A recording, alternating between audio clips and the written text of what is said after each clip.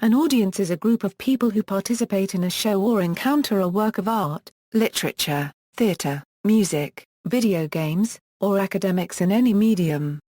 Audience members participate in different ways in different kinds of art.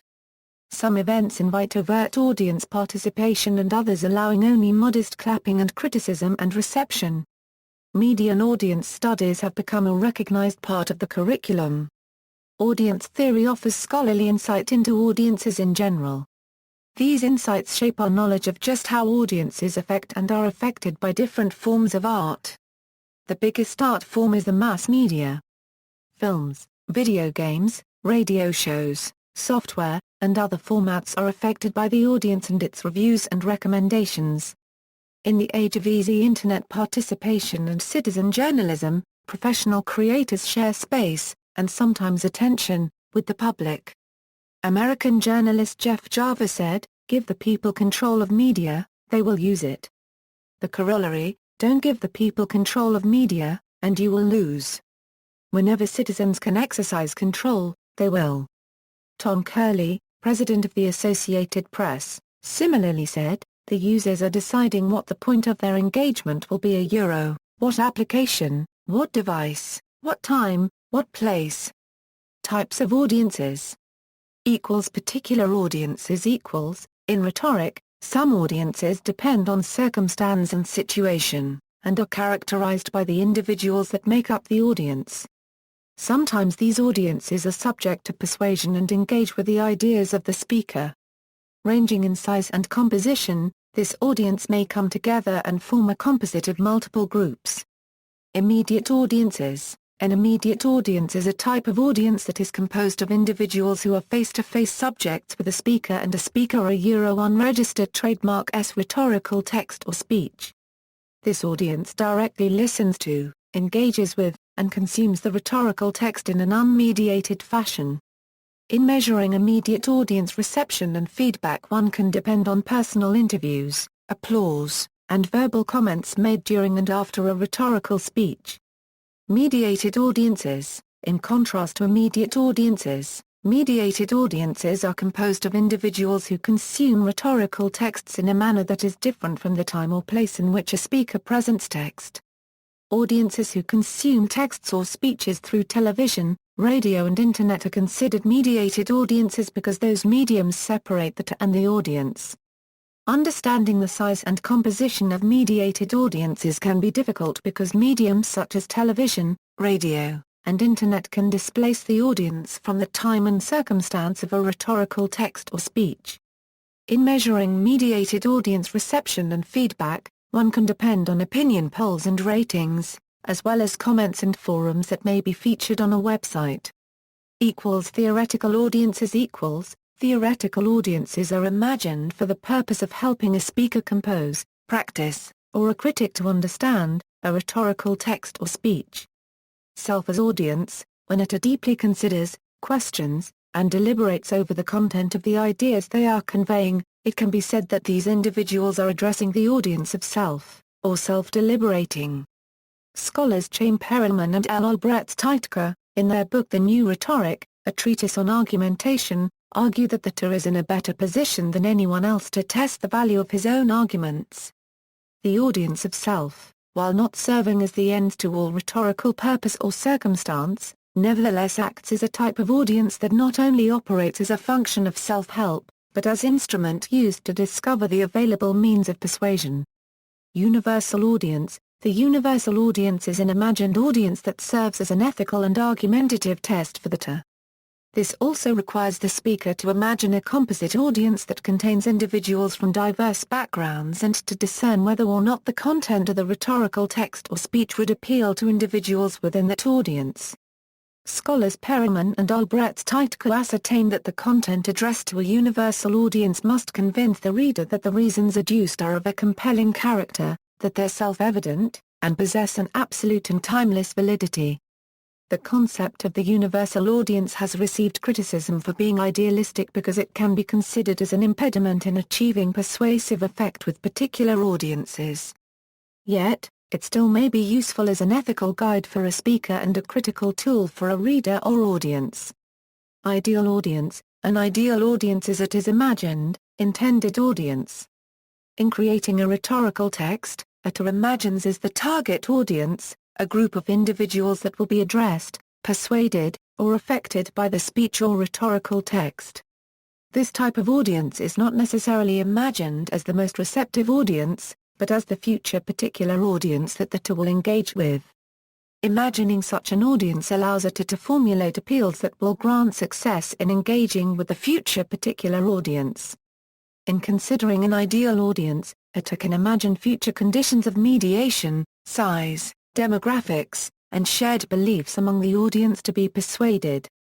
Implied audience. An implied audience is an imaginary audience determined by an auditor or reader as the text's constructed audience. The implied audience is not the actual audience, but the one that can be inferred by reading or analyzing the text. Communications scholar Edwin Black, in his essay, The Second Persona, presents the theoretical concept of the implied audience using the idea of two personae. The first persona is the implied rhetoric and the second persona is the implied audience. A critic could also determine what the text wants that audience to become or do after the rhetorical situation. Audience on the web equals, there is quite a presence on the Internet. Through the Internet, every person is given the opportunity to participate in different ways. The Internet gives people a platform to write and reach the people who are interested in what they are writing about. When writers write online, they are able to form communities with the people they share common interests with. The audiences that people are trying to reach can be general or specific, all depending on what the writer is discussing in their online posts. Audiences have to go and check into what the writers are writing to stay on top of the latest information. Writers have to find their niche and try hard to work their way into an already formed community. The audience the writer is reaching is able to respond to the writer's posts and can give feedback. The Internet allows these connections to be formed and fostered. In the Here Comes Everybody book by Clay Shirky, there are various examples of how audience is not only receiving content but actually creating it. Internet creates a chance of being part of an audience and a creator at the same time. Audience participation. Some more advanced audience participation is most commonly found in performances which break the fourth wall. Examples include the traditional British pantomimes, stand-up comedy, and creative stage shows such as Blue Man Group.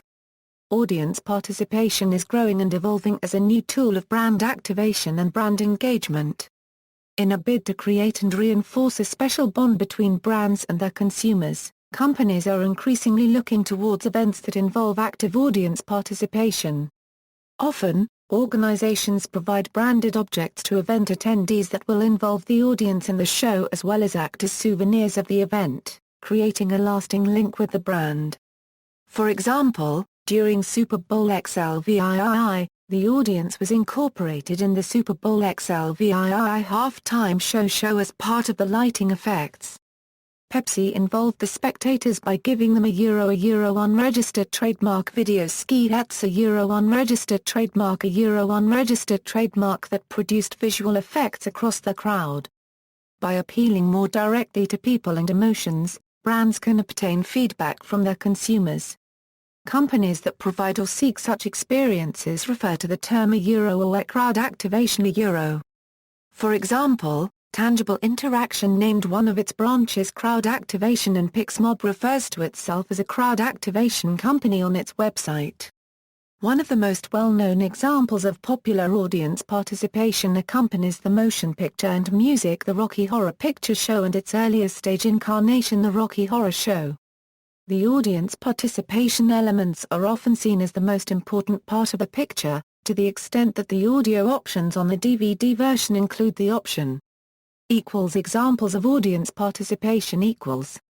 In the audience participation for the Rocky Horror Picture Show, the audience will make callbacks, and yell at the screen at certain parts of the movie. Also, a number of props are thrown and used by the audience during certain parts of the film. These props include, rice, for the wedding scene. Water pistols, to simulate the rain that Brad and Janet are walking in. Toilet paper, when Dr. Scott enters the lab and Brad cries out "Great Scott!" Noisemakers, used at the beginning of the creation scene. Confetti, used at the end of Charles Atlas' song, Toast, used at the dinner scene, when Frank yells out toast. Party hats, used at the dinner scene, when Frank puts on his party hat. Playing cards, used in I'm Going Home. In British pantomime performances, the audience is a crucial aspect of the show and is expected to perform certain tasks such as interacting with an audience friend, a character often designed to be comedic and sympathetic, such as Buttons from Cinderella. Typical interactions include calls from the character with subsequent responses, booing and hissing at the villain, back-and-forth arguments, usually composed of simple, repetitive phrases, ghost gags, where the audience yells loudly to inform the character of imminent danger, usually whilst the character is completely aloof. In The Mystery of Edwin Drood, a Broadway theatre musical based on Charles Dickens's last, unfinished work, the audience must vote for whom they think the murderer is, as well as the real identity of the detective and the couple who end up together. During the 1984 Summer Olympics, cards were inserted into the seats of the Olympic Stadium. The announcer gave a countdown to and told the audience to raise the cards, revealing the flags of all the participating nations. Tony and Tina's Wedding is an example of a form of audience participation that engages the entire audience at once, staging a narrative set during a wedding in which the audience performs the role of guests. The British panel game QI often allows the audience to try to answer questions.